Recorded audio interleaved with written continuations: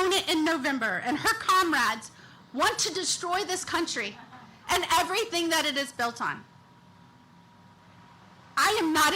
And so I look forward, Ashley Moody, to taking you on and to whooping you in November, and you will be calling me your senator. What does that tell you? He was a terrible candidate. It's difficult for me to put that in words in some of our conference calls.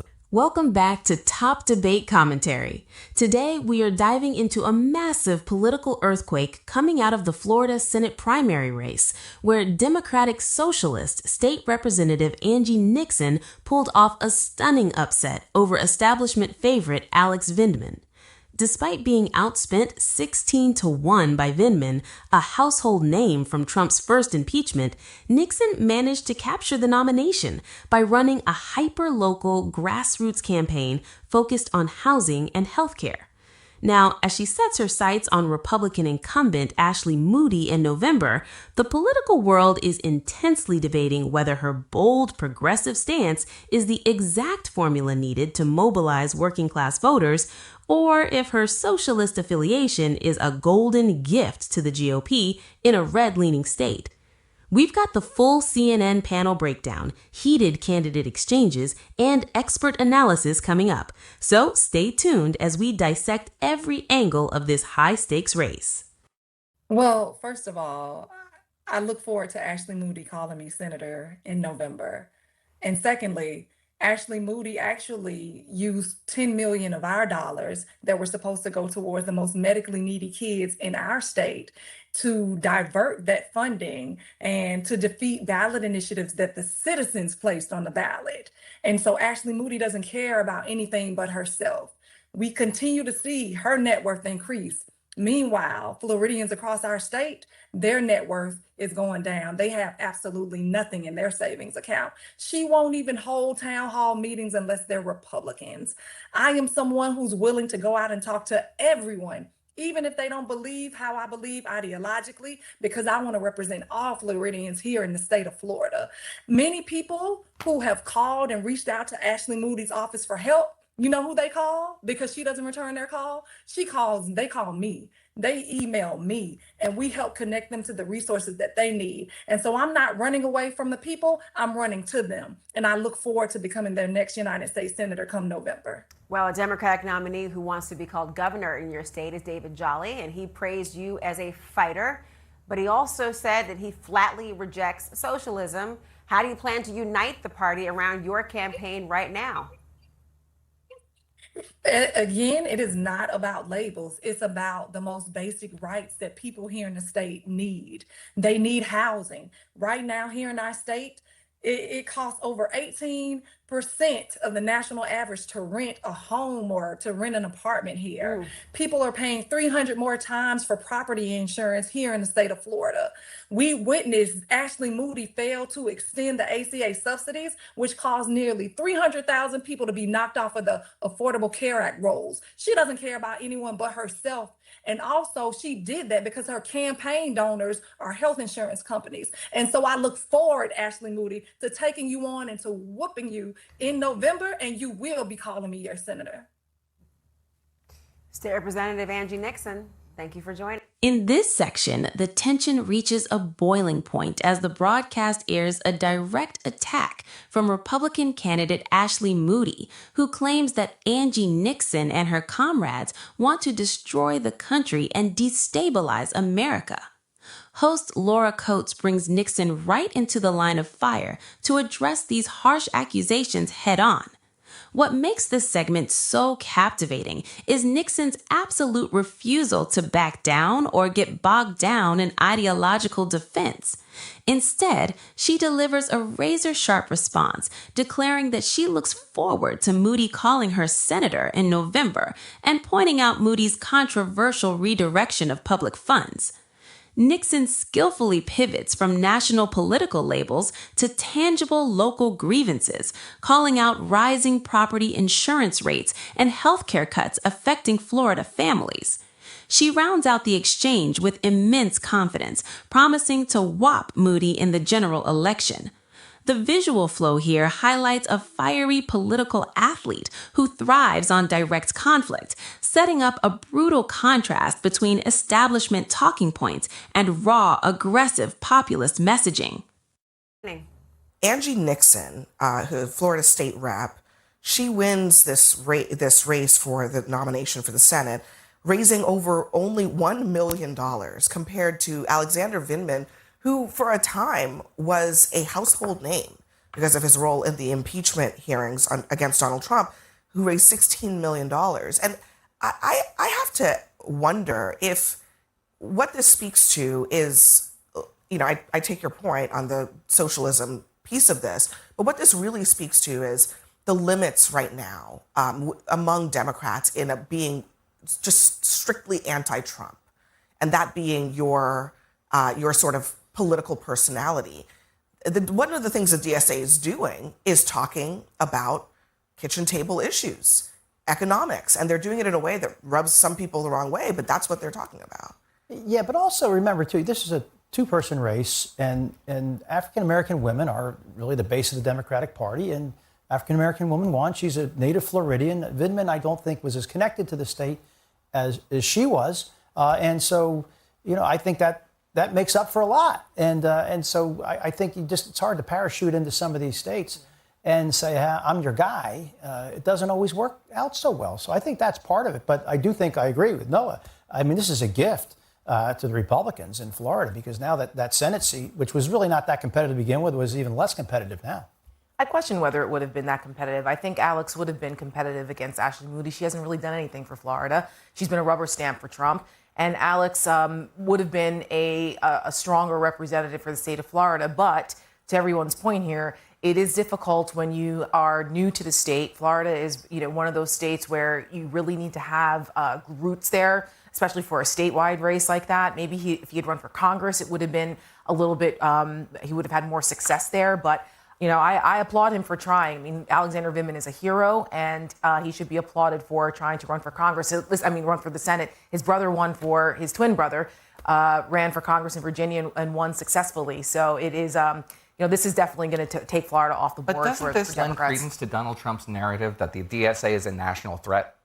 That you can't really talk about this as a New York thing or a Seattle thing or a Colorado thing. It's a national thing. Therefore, we have to nationalize the socialist threat, and also to convince Democrats to send as much money as they possibly can to this. I think that's a bit of a simplistic view of what we're seeing tonight. There is a lot of narrative around progressive versus moderate, but I think what's really important is the Democratic electorate is looking for candidates that are willing to take the fight in Congress to actually legislate. Cycle after cycle, voters have been very frustrated with the fact that they send people to Congress who end up being more interested in tenure than legislating and actual problem solving. And that's kind of the contrast you're seeing across the country. And unfortunately, for some of the more centrist Democrats that are running, progressives are doing a really good job of filling that. I mean, her platform includes a national job registry and inflation-adjusted wages and free child care and nationalizing the health insurance industry. I hear you. I don't support the DSA. Popular is one thing. It's popular to say not Medicare for all is popular. People don't like to lose their insurance. I think we will find out, right, how the DSA candidates fare in all of these different places. I think it's definitely going to be state by state, district by district, all of that. But I don't think we know for sure. Let's talk about... In this segment, the CNN panel shifts its focus to the broader national implications of Nixon's victory and what it signals for the Democratic Party's strategy moving forward. The discussion kicks off with panelists debating whether Vindman's loss proves the strict limits of relying solely on an anti-Trump platform. The commentators highlight how Democratic Socialists of America-backed candidates are winning by locking into kitchen table economic issues like housing, inflation, and childcare, rather than relying on national celebrity endorsements. However, the panel quickly splits on the strategic consequences. Conservative and centrist analysts argue that Nixon's nomination is an absolute gift to Republicans, giving Donald Trump and national conservatives a prime target to frame the entire Democratic platform around democratic socialism. On the flip side, progressive commentators insist that voters are exhausted by tenure-focused politicians and are desperately seeking fighters who are willing to disrupt the status quo, setting up a critical debate over the party's future direction. Angie Nixon, because she pulled no punches, minced no words. Ashley, do you think that she has a shot in a state like Florida? Can I say no? I mean, You can say whatever Florida. you want. It's truthful. It's Florida. I mean, she won the race I think she could win, which was primary race in the Democratic primary. She's a better political athlete than Vindman is. You know, she was outspent 35 times. I think what was interesting, though, she only spent $60,000, and none of it was on TV, none of it was on broadcast, none of it was on cable. She ran a purely grassroots campaign, and we've seen that across the country where money is, there's limitations to money now. There's limitations to endorsements. We just talked about Donald Trump's endorsements, endorsed candidates losing. And it seems like now what the winning formula is going back to the basics. And she went back to the basics. She's from Florida. She's of Florida, and it worked. But I think it only worked for the primary because, you know, you have to appeal to a broader audience when you're running statewide in a state like Florida. And I'm not sure she's got the ability to do that. Let's look at the numbers because, Mark, you're a resident Floridian tonight. I mean, look at these numbers, everyone. This is really, really telling. Retired Lieutenant Colonel Alex Vindman did outraise and outspent Angie Nixon and also Senator Ashley Moody, and he lost. What does that tell you? He was a terrible candidate. It's difficult for me to put that in words. In some of our conference calls at Axios, I would just start to rant about it. Like I was almost offended by his just inability to campaign properly. How did he do it? Yeah. Well, it's more like how did he not do it? I don't really know where that money was spent because you didn't really see him on television. You didn't really see him in the community. You didn't see him in mailers. You didn't see him in text messages. There was no presence. About 7 days ago, in preparation for today, I started to think, okay, what does the polling show? And I couldn't find any polling, which is a very rare thing in a statewide election in Florida, something of this import, a Senate seat. And I called a number of pollsters, and everyone's like, no, we're just not paying attention to it. And I realized, well, let's see. I'm not seeing Vindman really campaign. He has no real roots here. He's essentially sort of carpet-bagged here. I didn't even know the guy lived in the state. I thought, like his brothers in Congress, he lived in Virginia. And so then I started to think, well, Angie Nixon's a known commodity. She comes from Jacksonville, which is a large media market with a lot of voters. She has an active coterie of progressive supporters who are very into her. And she made her presence known on social media. And a lot of Democrats just didn't know who she was and who he was, including my own wife, who is a longtime Democratic voter. She was not contacted by either campaign. Voters like that walked into the polls, Democratic voters, and they saw a man they didn't know and a woman they didn't know.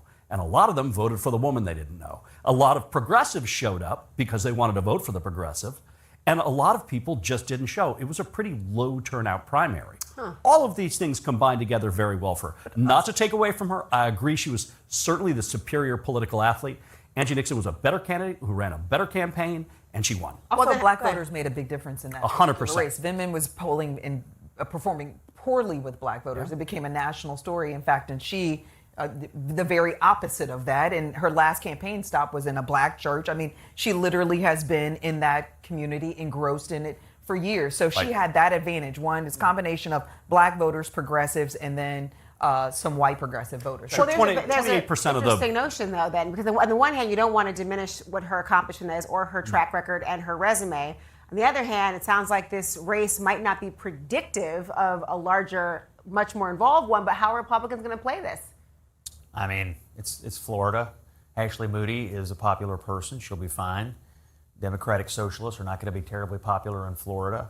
I heard parts of Florida. I heard Miss Nixon say, well, it's not about labels, which I find curious, and she joined the Socialist Party just this summer. She affixed the label to herself, only now to say, well, it's not really about labels. I actually think Ashley Moody's remarks were dead on. She's just reading out of the Democratic Socialist platform. When you align yourself with people who fundamentally would like to rip, what we know is how America works out root and branch, you're kind of anti-American. And all these socialists, whether they're in Florida or any other state, are going to face these same kinds of attacks. So I think Ashley Moody has the advantage here. Moving into this final segment, the CNN panel doesn't hold back as they dissect how an underfunded candidate managed to completely dismantle a multi-million-dollar campaign. Florida political analyst Mark Caputo provides a brutal, unfiltered assessment of Alex Vindman's campaign failure, calling him a terrible candidate who operated like a carpetbagger with virtually no ground presence despite spending over $16 million. The panelists weigh in on how Nixon's $60,000 grassroots effort managed to bypass traditional TV and cable advertising by focusing heavily on Black churches, local community organizing, and social media. However, as host LauraCoates pushes the panel on her general election prospects, the consensus shifts dramatically towards skepticism. Panelists highlight that while Nixon's progressive messaging resonated in a low turnout primary, holding a Democratic Socialist label in a statewide Florida race against Ashley Moody presents an incredibly steep uphill battle. That wraps up today's deep dive into this shock primary result. If you enjoyed this breakdown, make sure to hit that like button, drop your thoughts in the comments, and don't forget to like and subscribe to Top Debate Commentary for more sharp political analysis.